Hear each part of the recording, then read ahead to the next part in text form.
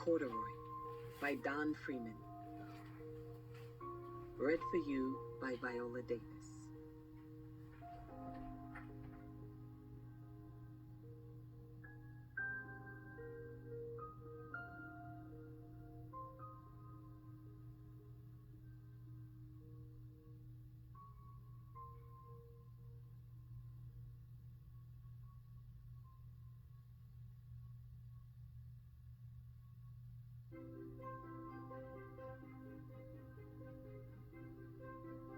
Corduroy is a bear who once lived in the toy department of a big store.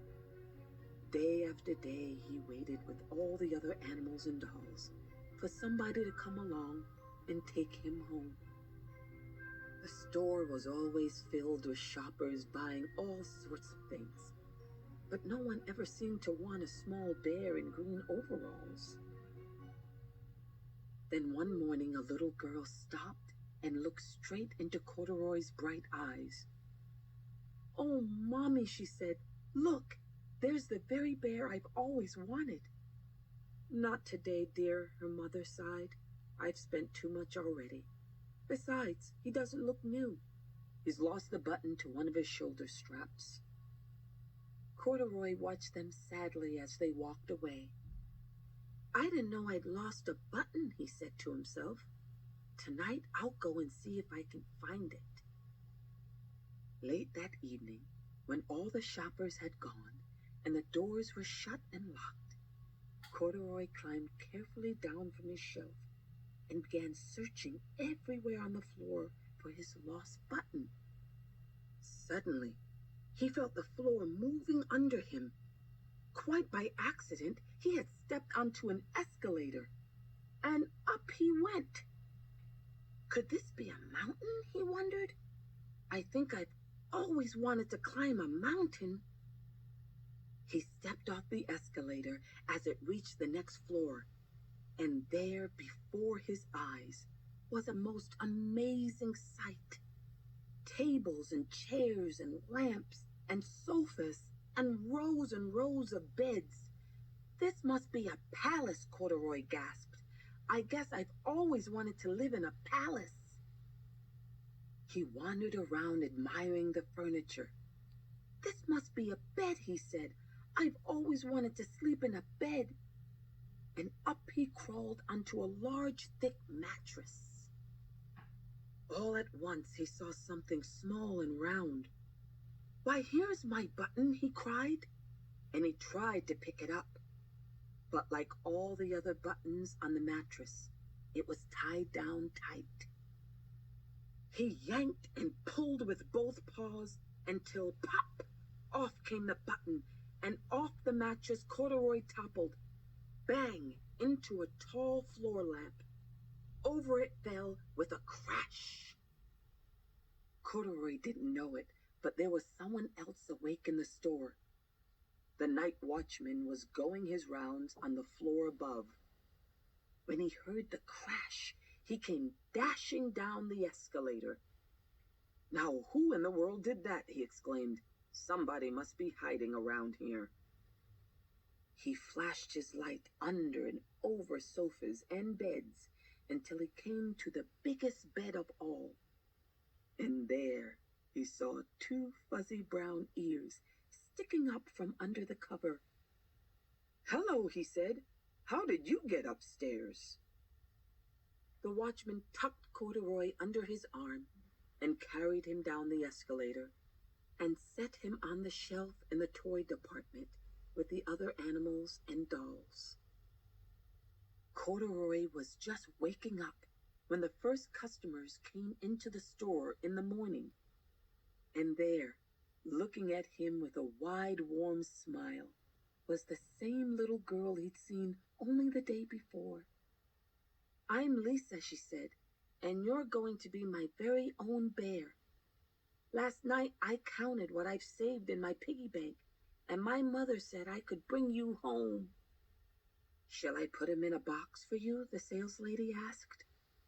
"Oh, no, thank you," Lisa answered, and she carried Corduroy home in her arms. She ran all the way up 4 flights of stairs into her family's apartment, and straight to her own room. Corduroy blinked. There was a chair and a chest of drawers, and alongside a girl-sized bed stood a little bed, just the right size for him. The room was small, nothing like that enormous palace in the department store. This must be home, he said. I know I've always wanted a home. Lisa sat down with Corduroy on her lap and began to sew a button on his overalls. I like you the way you are, she said, but you'll be more comfortable with your shoulder strap fastened.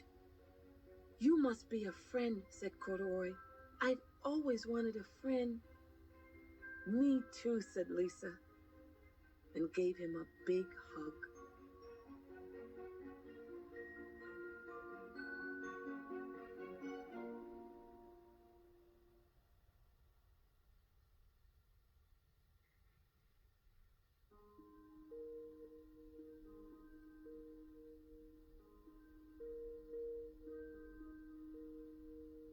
Corduroy Lost and Found. Story by B.G. Hennessy.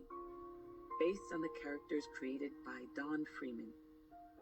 Read for you by Viola Davis.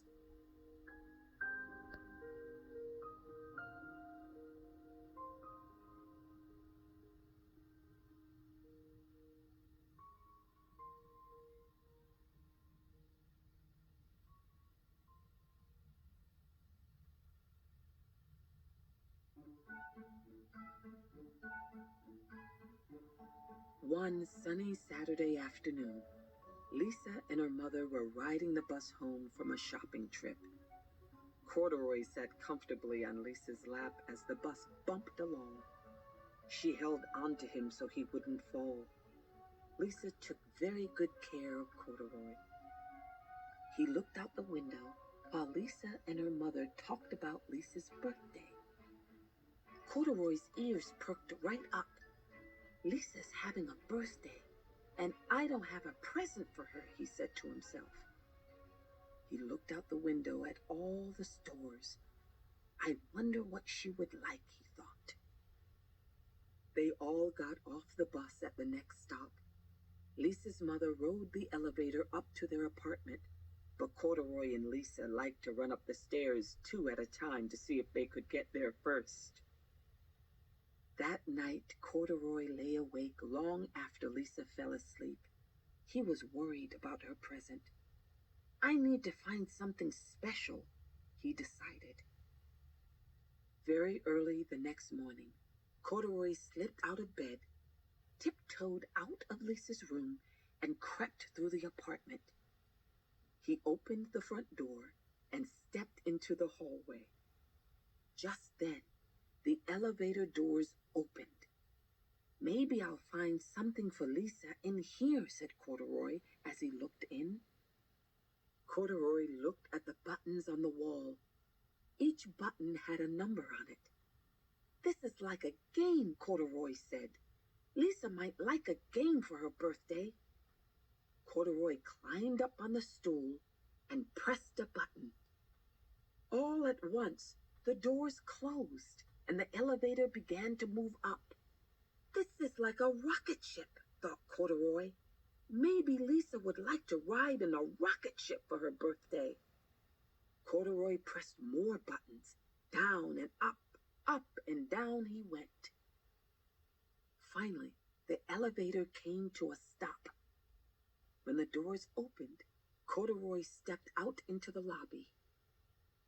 Peeking out over the roof of the building across the street, Corduroy saw just what he was looking for.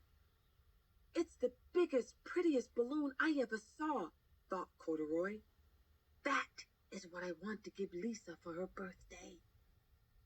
Corduroy had never before been outside when it was still dark. The familiar neighborhood looked very different. And where was Lisa's balloon? Then he saw it at the end of the street. It's getting away, cried Corduroy. He ran as fast as he could to catch it.